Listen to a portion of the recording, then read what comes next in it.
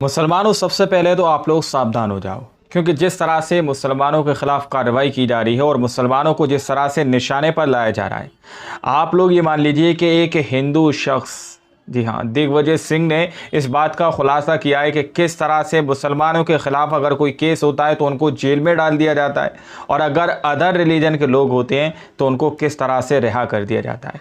यानी कि अभी हाल ही में प्रधानमंत्री नरेंद्र मोदी जी जिस बात को लेकर नारा दे रहे थे कि वन नेशन वन लॉ, एक देश एक कानून, इस तरह की बात वो कर रहे थे।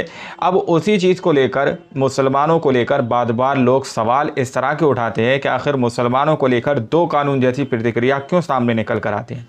एक को बेल मिल जाती है तो एक को जेल दे दी जाती है। अब इसी चीज़ को लेकर दिग्विजय सिंह ने कितना बड़ा खुलासा किया है और किस तरह से मुसलमानों के खिलाफ एक बड़ी साजिश रची जा रही है, उससे भी आप लोग बेखबर हैं। आप लोग इस वीडियो को शुरू से आखिर तक देखिएगा और समझने की कोशिश कीजिएगा। आइए वीडियो को शुरू करते हैं। और ये जिस तरह से हिटलर ने यहूदियों को एक टारगेट बना लिया था, इन्होंने शुरू से ही मुसलमानों को टारगेट बनाया हुआ है। मुसलमानों को टारगेट बनाया हुआ है। जो मुसलमानों के पक्ष में अगर बोलता है तो एंटी नेशनल है। इनका ना लोकतंत्र में विश्वास है, ना संविधान में विश्वास है। ये राष्ट्रीय स्वयं सेवक संघ एक अनरजिस्टर्ड बॉडी है, इसका कोई पंजीयन नहीं है, इसकी कोई मेंबरशिप नहीं बॉडी है, इसका कोई अकाउंट नहीं है। कोई पकड़ा जाता है तो कहा जाता है कि हमारे मेंबर ही नहीं है। जब मेंबरशिप नहीं है, मेंबर कहां से होगा? इसी प्रकार से नाथुराम गोडसे जब पकड़े गए तो कहा गया वो तो हमारे मेंबर ही नहीं। मैं एक बात कह सकता हूं, यह फसाद वहीं होता है जहां शासन और प्रशासन चाहता है, वहीं दंगे होंगे, फसाद होंगे। जहां प्रशासन और शासन नहीं चाहेगा वहां दंगे फसाद हो ही नहीं सकते। जहां बजरंग दल के 15 लोग आईएसआई से पैसा लेकर, और यहां उनके जो लोग हैं उनको वो फंडिंग कर रहे थे।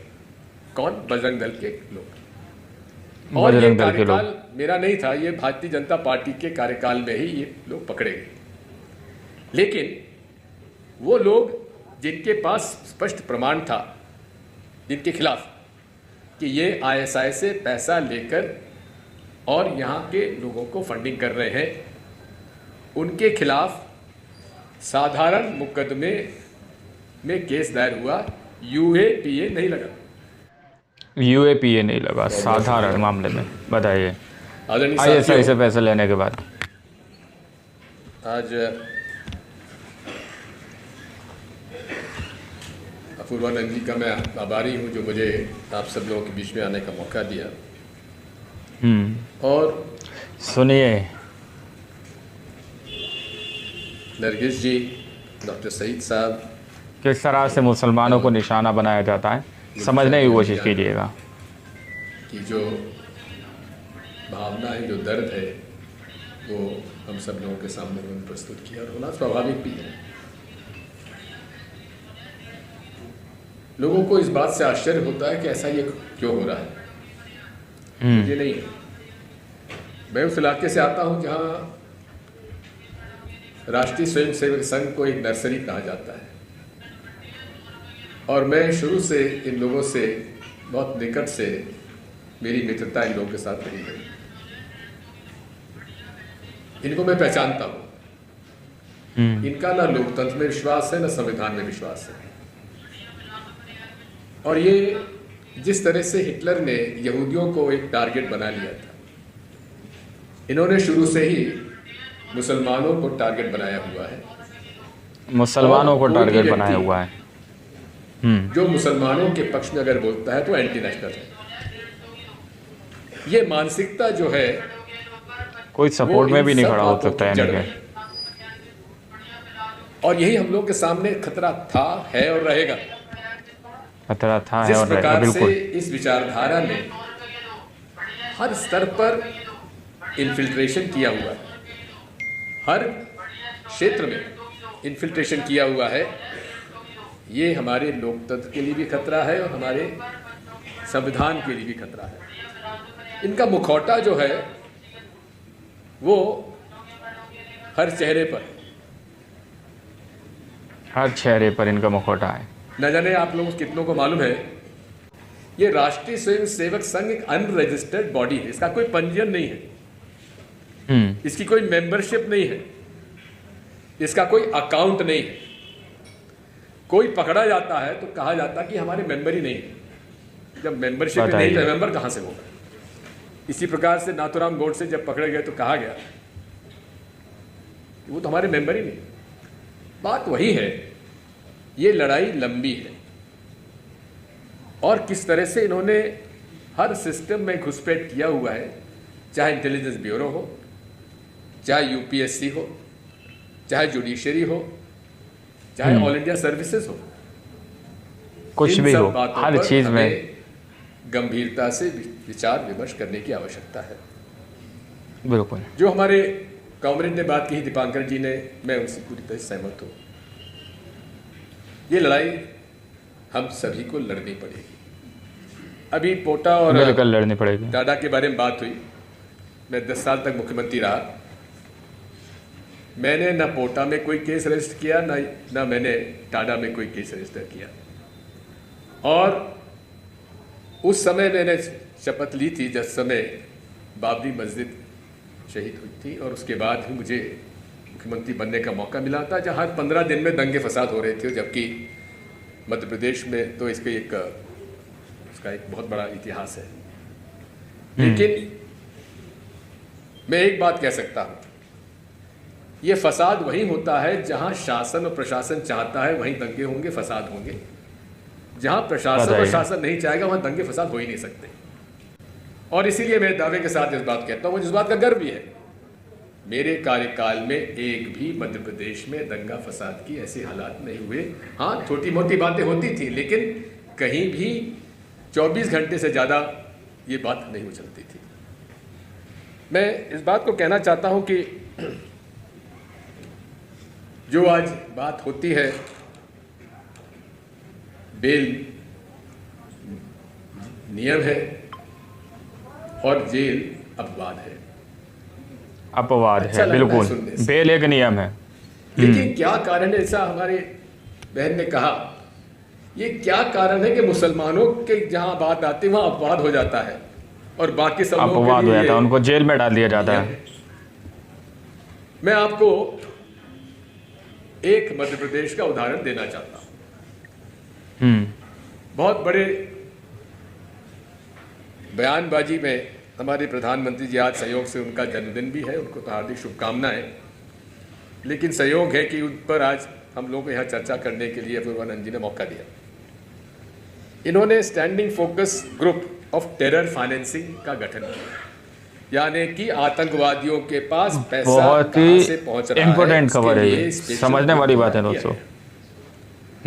और इसमें एक प्रकरण आया जहां बजरंग दल के 15 लोग आईएसआई से पैसा लेकर, और यहां उनके जो लोग हैं आईएसआई से बजरंग दल के लोग फंडिंग कर रहे थे। कौन? बजरंग दल के लोग। और ये कार्यकाल 7 बजरंग दल के लोग, भारतीय जनता पार्टी के कार्यकाल में ही ये लोग पकड़े गए। लेकिन वो लोग जिनके पास स्पष्ट प्रमाण था, जिनके खिलाफ कि ये आईएसआई से पैसा लेकर और यहाँ के लोगों को फंडिंग कर रहे हैं, उनके खिलाफ साधारण मुकदमे में केस दायर हुआ, यूएपीए नहीं लगा। बताइए, यूएपीए नहीं लगा उन लोगों पर, आईएसआई से फंडिंग लेने वाले। ट्रायल कोर्ट में ही उनकी जमानत हो गई। और ये सीन है, किस तरह से मुसलमानों को फंसाया जाता है, समझने की कोशिश है। खालिद सैफी है और उनके साथ और लोग हैं, गुलफिशा है। ये लोग प्रोटेस्ट कहाँ पे कर रहे थे? उस कानून पे कर रहे थे जिसे कानून की आवश्यकता ही नहीं थी। बिल्कुल, अरे जिस कानून की आवश्यकता ही नहीं थी। नागरिकता देना है नहीं देना है ये पूर्व में भी था, लेकिन उनको केवल एक मैसेज देना था कि हम भारतीय संविधान में भी ये बात ला सकते हैं कि मुसलमानों को बराबर का हक नहीं है। ये केवल उस उद्देश्य से लाया गया था, नहीं तो इस कानून की आवश्यकता क्या थी? वो अधिकार पूर्व में था और ये कानून नहीं लाते तो आज भी है। जिसको बिल्कुल। नागरिकता देना है तो केंद्र सरकार के अधिकार के क्षेत्र में आता है। ये केवल ये एक जैसा कहते हैं ना, आनी का चावल पका के नहीं पका देखना का था। क्या हम लोग इस संविधान के रहते हुए भी मुसलमानों को टारगेट कर सकते हैं कि नहीं कर सकते हैं? ये केवल उसका एक पहला पन्ना था, ट्रायल था, ट्राई किया गया था।